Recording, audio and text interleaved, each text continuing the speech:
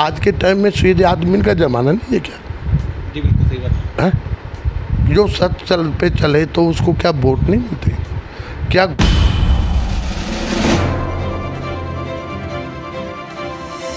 पानी, शिक्षा, अस्पताल और चौथा है मेरा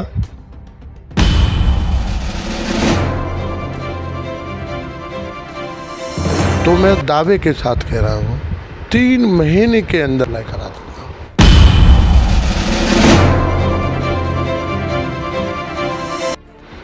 नमस्कार, मैं हूं मनेंद्र शर्मा और आप देख रहे हैं खोड़ा लाइव न्यूज़।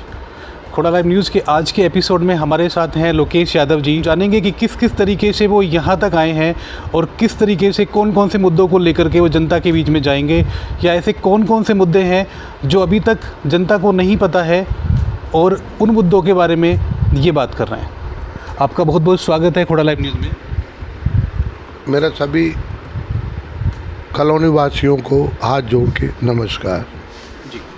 यादव जी, बहुत सारे लोग आपके बारे में जानने के लिए उत्सुक हैं। लोगों ने आपके पोस्टर्स देखे हैं, होर्डिंग्स देखे हैं, लेकिन लोग आपसे मिलना चाहते हैं, आपके बारे में जानना चाहते हैं, तो थोड़ा सा अपने बारे में बताएं। मैं लोकेश यादव खोड़ा गांव से हूँ और शायद पुराने लोग तो जानते हैं, नए युवा वर्ग नहीं जानते हों। सन 2005 में सभी खोड़ा कॉलोनी वासियों ने मुझे जिला पंचायत सदस्य बनाया था और मैं जनता की सेवा की थी। उस टाइम जो है आप जानते हो कि पत्रकार जी वो वो होती थी नल होती थी। जी जी जी कम से कम पानी के लिए मैंने हज़ारों वो नल लगवाई। उस टाइम जिला पंचायत का जो वो मेंबर होते थे उनका वो नहीं होता था, तो ऐसे ही ये हमारी जो मदद है हम कर देते हैं। उसके बाद हम विद्यालय चला रहे हैं, तो विद्यालय में हमारे पास 8-10 हज़ार स्टूडेंट है इस टाइम वर्तमान में। तो जैसे बच्चे लेट आते हैं तो हम उनसे पूछते हैं कि भाई आप लेट क्यों आ रहे हो, तो जब वो ये कहते हैं कि सर जी हमारे घर में पानी नहीं है, पानी की समस्या है, तो ये बड़ा सोच के मुझे लगता है कि भाई सबसे पहले अगर हमारी खोड़ा कॉलोनी में पानी की समस्या का समाधान हो जाए, क्यों कहते हैं ना कि जल ही जीवन है। जी यादव जी, बीच में रोकना चाहूँगा मैं आपको। आपने कहा कि जो ना आपने उस समय लोगों को सहायता की, उस समय लोगों की सहायता की, हेल्प की, जिस समय जिला पंचायत को बहुत कम सदस्य को, जिला पंचायत सदस्य को बहुत कम फंड मिलता था, तो कैसे उसको मैनेज करते? भाई जितना मिलता था कुछ घर से भी लगाता था कभी कभी। तो जो लोगों की समस्या थी, जैसे मान लो नल है तो उस टाइम 2,500 में नल लगती थी, सारा बोरिंग का सारा खर्चा आके, तो कुछ पैसा जो गवर्नमेंट देती नहीं तो कभी कभार घर से भी लगाना पड़ जाता था। 500-600 यानी कि समझ लो आज एक बोरिंग कराया जाए तो कम से कम 5-6 लाख का खर्चा आता है। 5-6 लाख का खर्चा आता है। और जो आपके बच्चे, स्कूल के बच्चे आके कहते हैं, उसके बारे में थोड़ा बताएं। क्या स्कूल के बच्चे जब आते हैं तो लेट हो जाते हैं, तो मैं उनसे पूछता हूँ बेटा आप लेट क्यों हैं? कह रहे हैं सर जी आज पानी नहीं मिला नहाने के लिए, इसलिए हम लेट हो गए, पानी की व्यवस्था नहीं है। मैंने सोचा अब ये जैसे ये चुनाव आया ना, तो मैंने मन बनाया कि भाई क्यों ना राजनीति में आके सबसे पहले पानी की समस्या का समाधान किया जाए। तो पत्रकार जी आपको पता होगा, नहीं पता तो मैं आपको बता देता हूँ। हमारे खोड़ा कॉलोनी में जब हम बाईपास से नीचे उतरते हैं तो हमारे कॉलोनी वासी एड्रेस देते 21 नंबर पानी की टंकी पे आ जाना। टंकी नंबर 21 बिल्कुल सही कहा आपने, सही ना? बहुत फेमस लैंडमार्क। हाँ 20 नंबर टंकी जी। तो उसमें गंगा जल की सप्लाई वहाँ से प्रताप बिहार से होती है और हमारे बिल्कुल पास से जा रही है। जबकि सच बात ये कि दोनों टंकी हमारी खोड़ा कॉलोनी के लिए है। जी बताइए, कितना बड़ा जुल्म है खोड़ा के निवासियों के लिए कि उनके बिल्कुल बराबर में टंकियां हैं, फिर भी पानी नहीं मिलता। जी जी जी जी तो ये दोनों टंकी इस टाइम हमारे लिए ही बनी थी पहले, और हमारी ही खोड़ा कॉलोनी की जगह में है दोनों। केवल जो हमारे चेयरमैन रहे उन्होंने क्या काम करना था, इन दोनों टंकियों का सब पानी की जो सप्लाई है नवेड़ा जो हो रही है उसको रोक के अपनी खोड़ा कॉलोनी में लाना था। ये सबसे पहला काम था।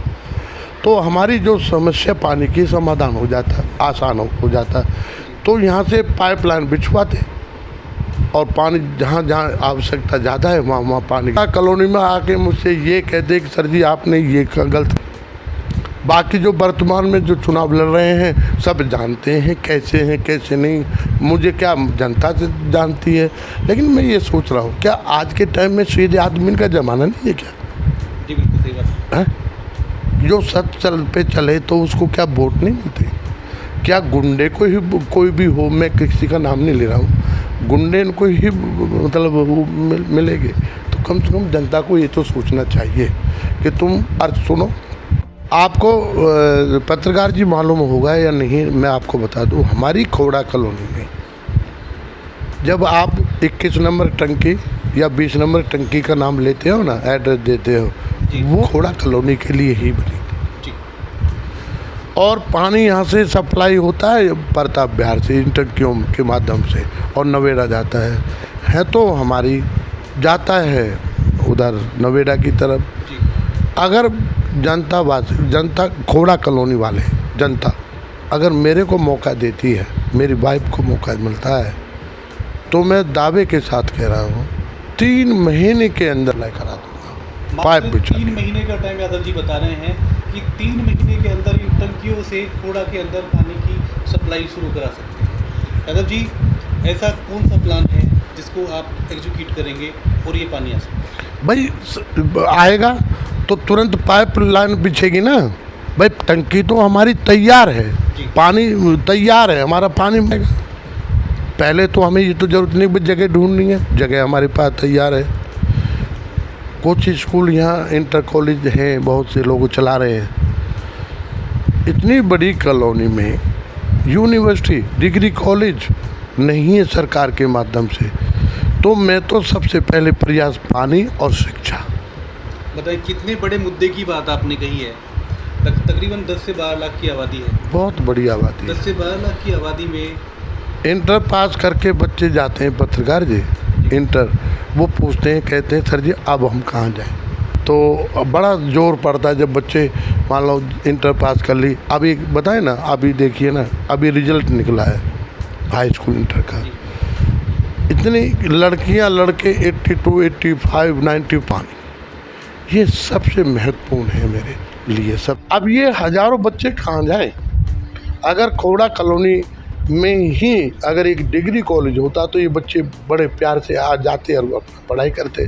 अब कुछ बच्चों का नंबर आ जाएगा, कुछ उनको माँ बाप बैठल, पैसा नहीं है, गरीब के पास पैसा कहाँ से? या तो वो गाजियाबाद जाएंगे या दिल्ली जाएंगे। गाजियाबाद, दिल्ली, नोएडा जो भी जाएंगे वहाँ कहाँ जाएंगे, कैसे करेंगे?